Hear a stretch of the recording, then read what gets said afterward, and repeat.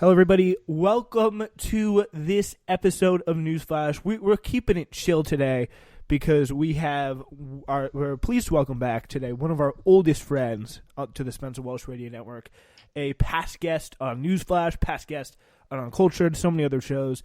Been with us for a while. Zach Lifschultz joining us on this episode. Yo. Great to have you with us, Zach. Thank you so much for joining us. We also have a lot of great topics to talk about today. We are talking to really kind of an unfortunate scenario, I think, with Breonna Taylor. I mean, really kind of a really demoralizing result from that proceeding. The two officers who shot Breonna Taylor were not charged, and the only guy who was charged with the fact that he shot his gun into other apartments where other people were sleeping.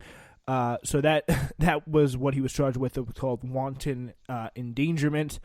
God, he woke up. Think about all of the people he woke up by shooting Breonna Taylor. So inconsiderate. Honestly, yeah. Like the biggest problem, the biggest crime there was committed. Those people woken up. Unbelievable. Yeah. God. Yeah. So. Let's give the details on that. A grand jury indicted a former Louisville police detective on Wednesday for endangering, I believe, this guy was already fired. So, Breonna Taylor's neighbors by recklessly firing his gun during a raid on her apartment in March. Like, imagine a police officer actually getting charged for recklessly firing their gun. Normally, they fire their gun directly into someone and don't get charged. Like, well, I mean, progress, I guess. They do if they do it illegally. Yeah, well, that's a pretty, for the most part, as we've seen, tough definition. I guess you could say it's subjective. Yeah, that's what I was going to in this day of age. So grand jurors indicted Brett Hankison, the former detective, on 3 counts of wanton endangerment, saying he had threatened 3 people's lives by firing bullets that traveled through Miss Taylor's apartment and into theirs. I think they mean through her body. I mean, the logistics, like.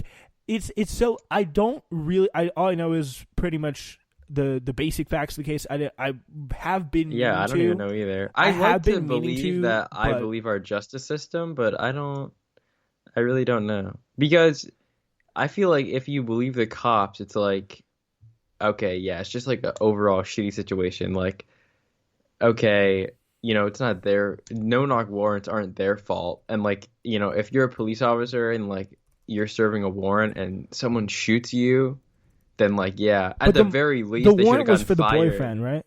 Yeah, at the very least, like, you're a fucking horrible cop for like missing. Well, missing into other people's apartments. For just being like a bad cop and like literally performing at your job, and then worst case scenario, you're just a fucking murderer. So obviously they should have gotten fired. I don't know. There's a lot of sketchy stuff going on. I don't know if it's enough. I mean, clearly they didn't think it's enough. I wish they would have at least charged him, so we would have gotten some sort of. Yeah, I mean, like, it's really like the kind of twist there is like we can't even be bothered to like charge someone with the crime someone with regards to the crime that was actually committed by Breonna Taylor. And honestly, I don't even. When they called, if I were to pick, I would think I don't know. I wouldn't say innocent, but I don't know. I wouldn't make a claim that they murdered her personally. Like, if what they said is true, I don't think there's enough evidence to really convict them. But I would still like to have a case, even as someone who tries to remain more skeptical on this issue, because I mean, if I had to like, then you get discovery and it becomes clear. You know what I mean? Yeah, I mean, if I would just like characterize you're like, I mean, reasonably, like within reason. Like, generally pro-police, where I'd say within reason more skeptical of the police, but I wouldn't say pro-police. I don't want to say you're like more likely to trust the police like than not. That's what I'm saying. And I don't. No. I think okay. My perspective is like, I just want to think about it critically, and I don't want to make unfair assumptions on both sides. I would say in the scenarios we've talked about, I'm pro-police to the point as the fact that we're only really talking about the situations because there's controversy around them. I wouldn't say I'm George Floyd, then I don't think you'd categorize me as pro police at all, since all those motherfuckers. I can't believe only one of them got indicted, I believe, on murder charges. Is that correct? Yeah. Second degree murder was, I believe, the charge there. I think at least the fucking Asian dude standing behind him. I mean, what the fuck? He's got to get something.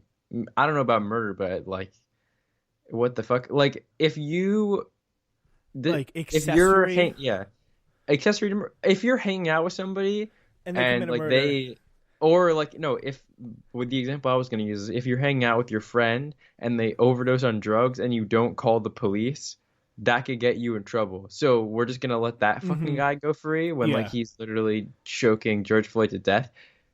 I mean, what the fuck? And this also pisses me off when, I know we're so sidetracked, but I don't like the argument that he's like a shitty person, because that never made any sense to me. George Floyd is not a good person, and I would never stand up for George Floyd being a person. And I also disagree a little bit with the Black Lives Matter movement sort of heroifying him. What's the opposite of vilify? I can't think of the word. I don't glorify? think I guess they glorify. I don't think that he should be.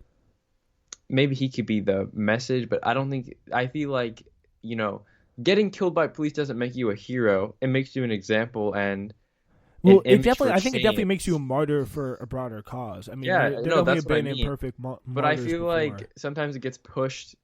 It gets too far, as in like there's a difference between defending his death and defending him.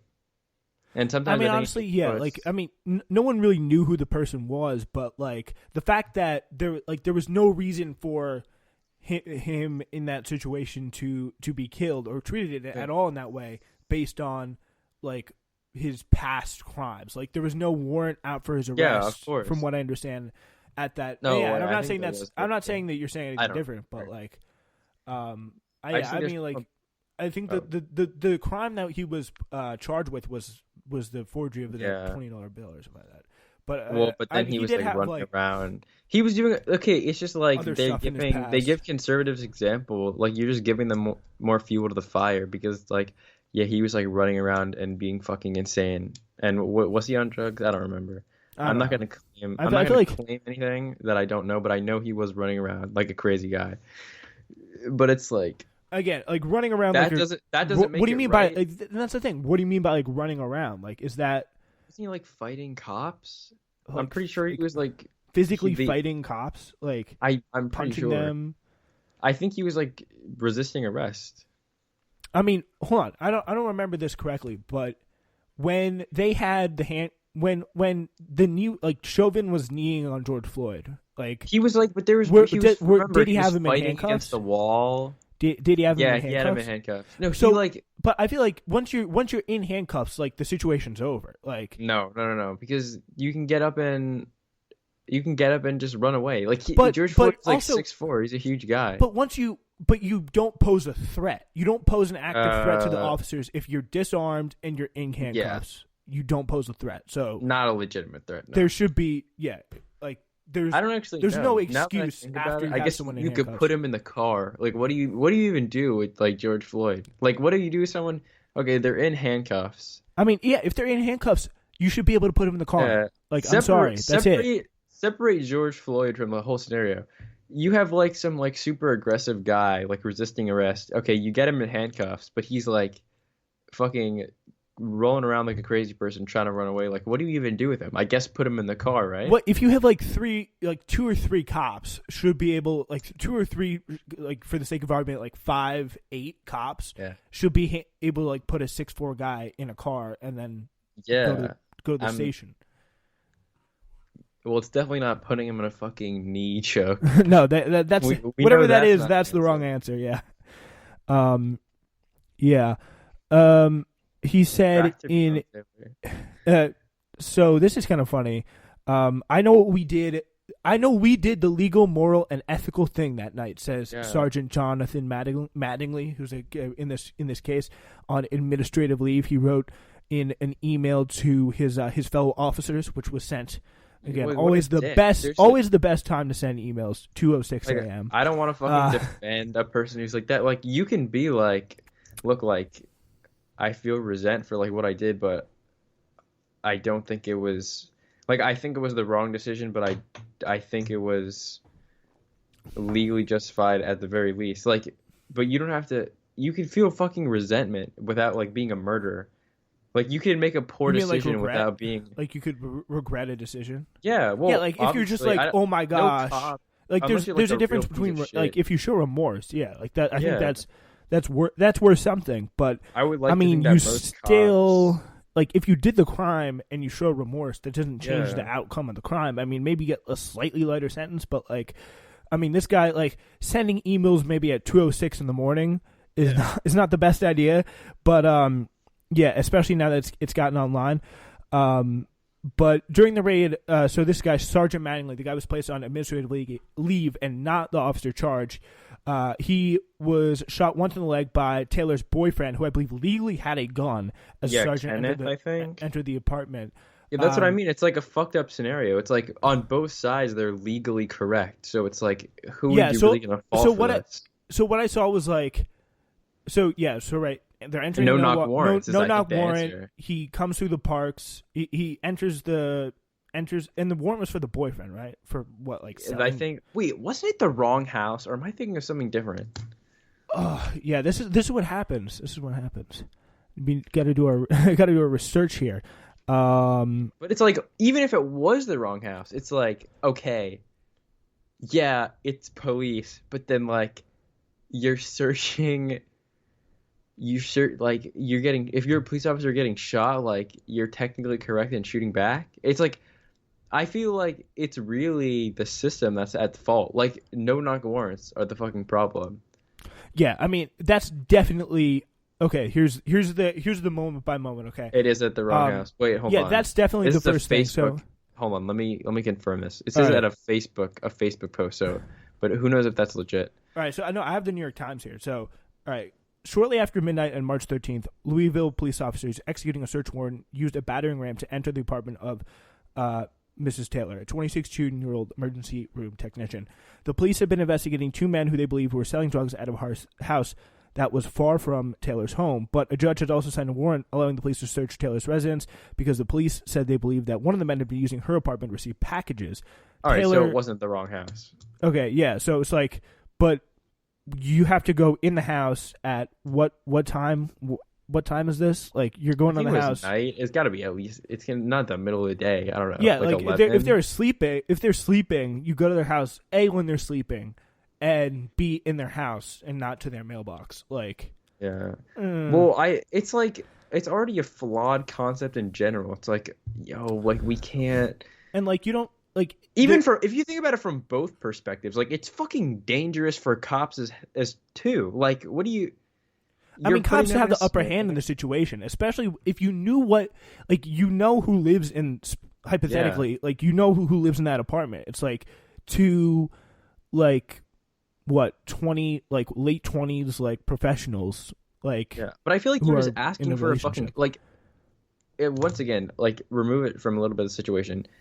What they were designed for, I guess, is like drug raids without like the possibility of like flushing it down the toilet or hiding it or whatever. I'm just assuming here, but like even in that scenario, that seems like a horrible idea. Because like, what the fuck is the plan? You break into a drug dealer's house and he has no choice. Like, what the fuck? He's probably gonna shoot you. Like, what?